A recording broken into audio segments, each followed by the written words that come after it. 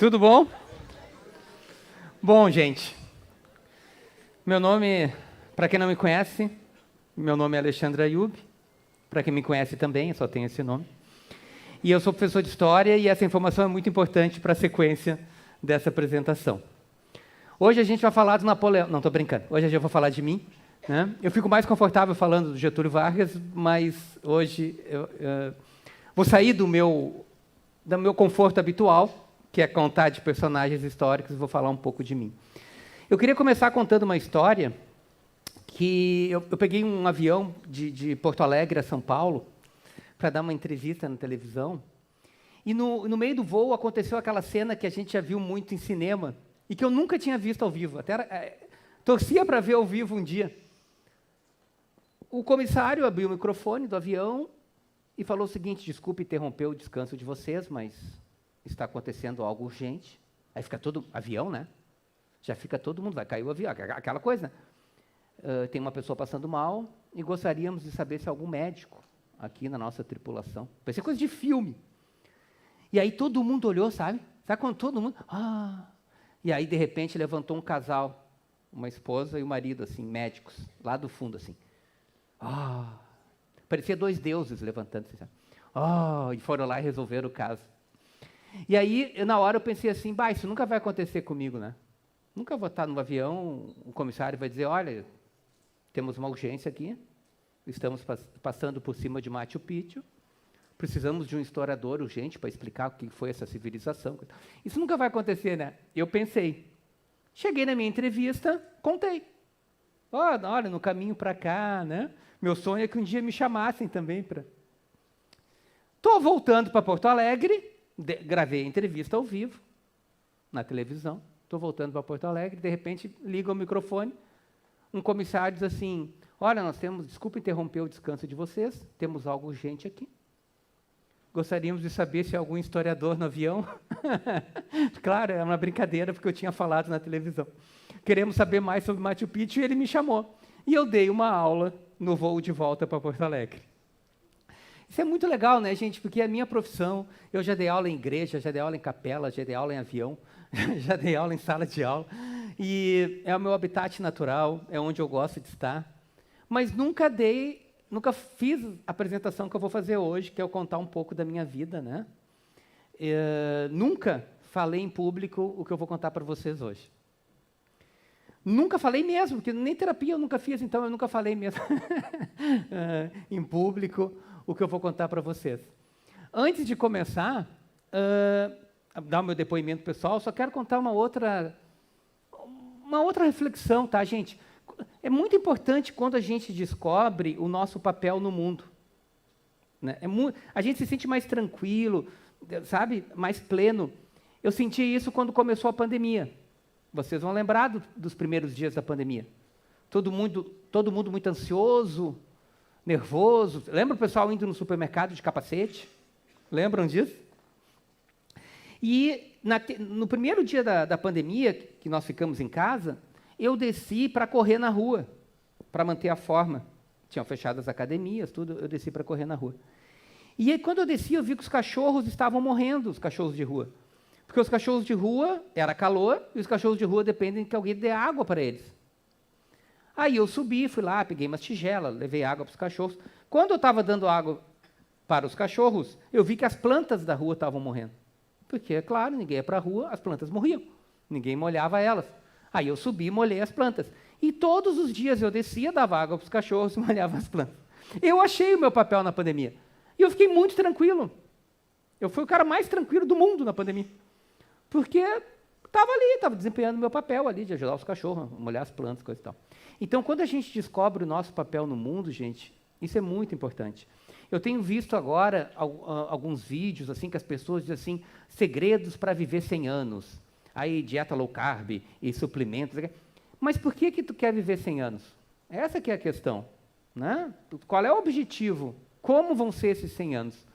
Então, é muito importante quando a gente acha o nosso papel no mundo. Estou dando toda essa enrolada para me sentir um pouco mais confortável e entrar no assunto mais delicado, que é o que eu vou contar para vocês agora, tá? A apresentação, inclusive, se chama Caos Idílico, né? E o idílico é essa parte que eu comecei falando da minha profissão. O caos é o que eu vou narrar agora. Eu não tive uma infância muito legal, né? Um motivo foi a violência, né? Eu ouço às vezes um discurso, gente, e sempre que eu tenho uma oportunidade, eu gosto de levantar esse tema, tá? Ah, mas é bom dar uns tapinhas para corrigir, sabe? Ah, antigamente dava uns tapinhas, não tinha nada demais. Gente, um adulto que bate uma criança que tem 5, 6, 7 anos, ela é frágil. O adulto não sabe a medida da força, ele é um adulto. E se ele está batendo é porque ele já está brabo. Então, isso não pode ser levado assim, ah, mas era só uns tapinhas.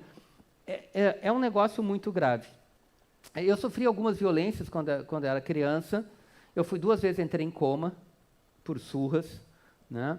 E outras violências, outros castigos físicos que me deixaram até algumas cicatrizes pelo corpo, que eu não vou mostrar, não se preocupem, tá? Mas o que eu ia contar, na verdade, não é nem essa tragédia. É que em um determinado momento da minha vida, quando eu tinha 7, 8 anos, mais ou menos, eu não sei exatamente a idade, a minha família se evaporou, por motivos que não vou comentar aqui, que vai ficar muito longo, e uma tia minha me levou para morar com ela em Canoas. Não quero parecer ingrato a essa tia, mas era bem complicado ficar na casa dela, ela já tinha filhos adultos, que também me judiavam bastante, coisa e tal.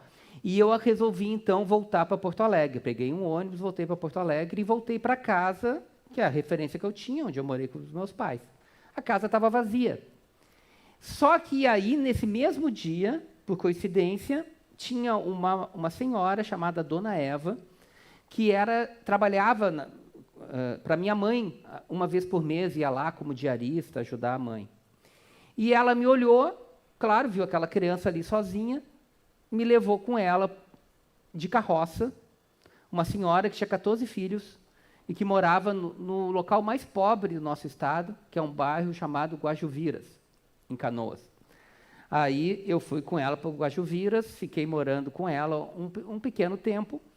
Só que o que aconteceu, gente? Eu comecei a ficar com a consciência pesada, porque ela já tinha 14 bocas para alimentar e estava eu ainda, né, dando mais despesa.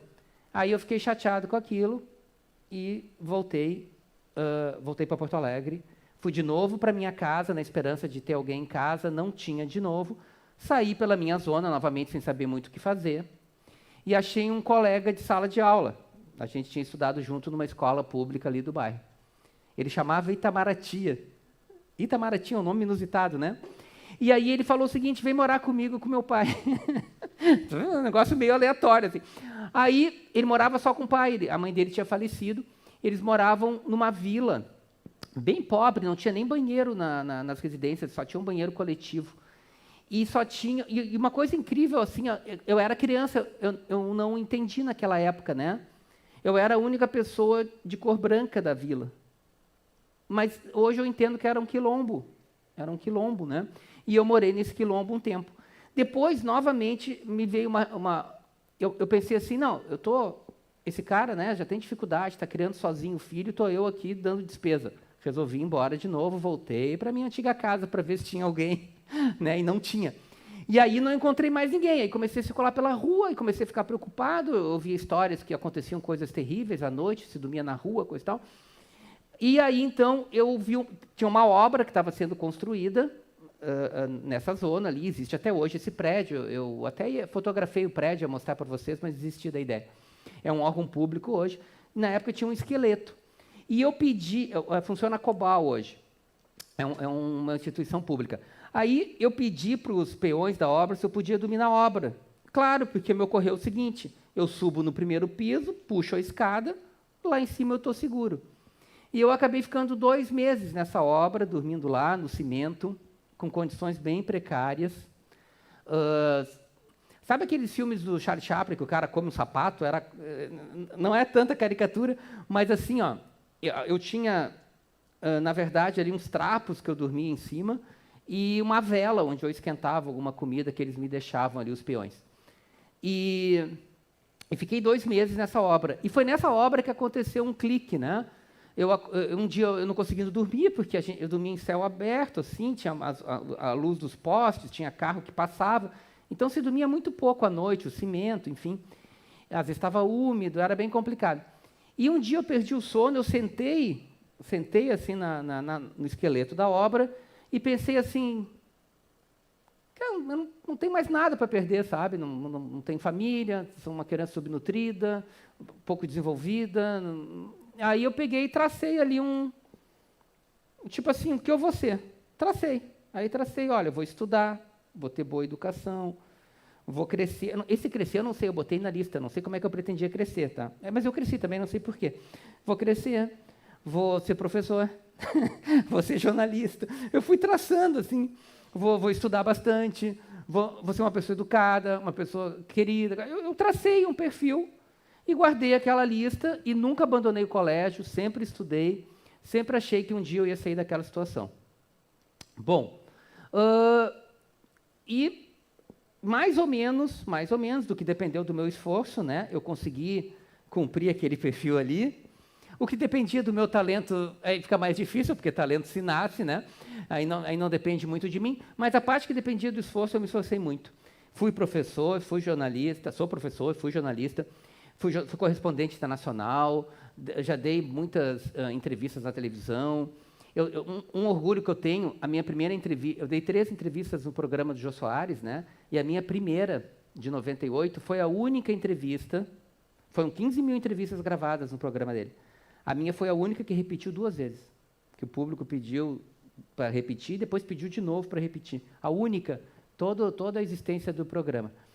E, então, teve essa questão de me superar, né?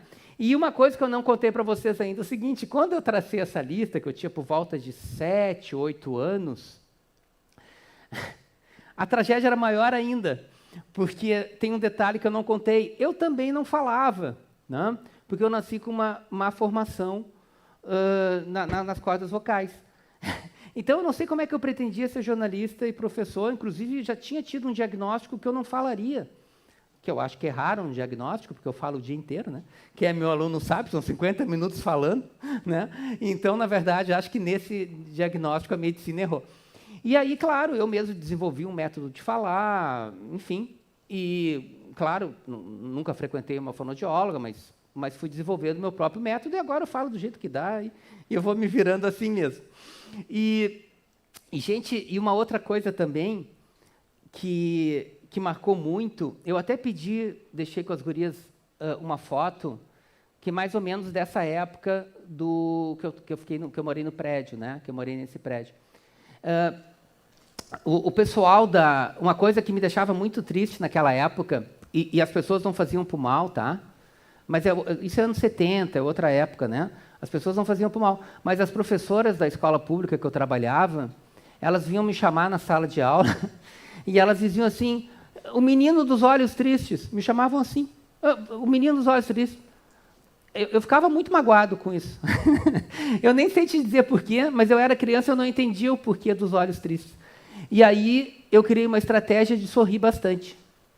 E aí, sorrindo bastante, as pessoas focavam mais no meu sorriso e não tanto nos meus olhos.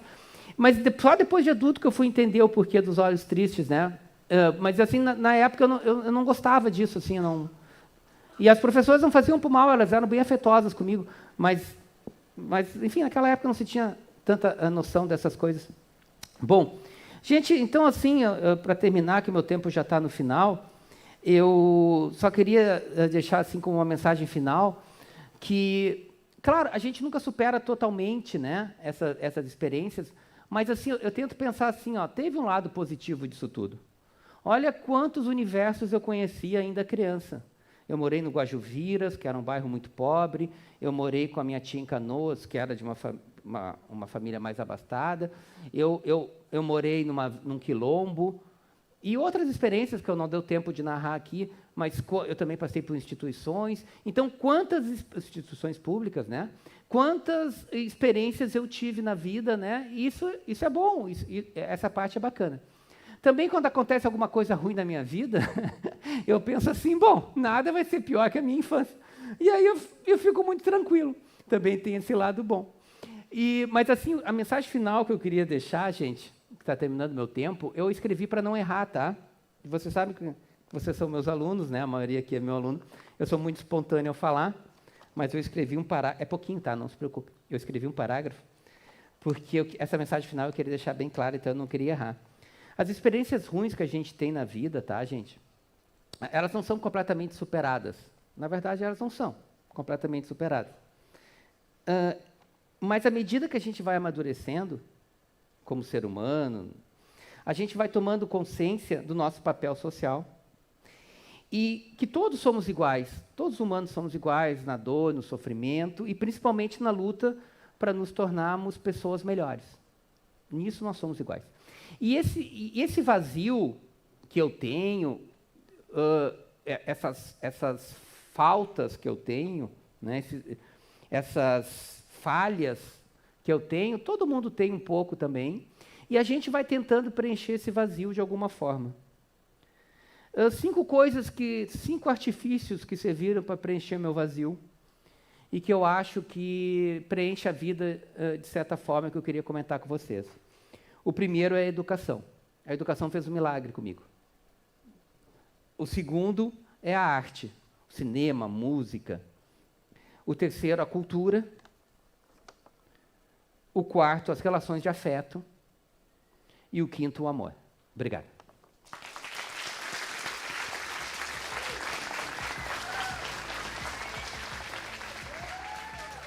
Obrigado.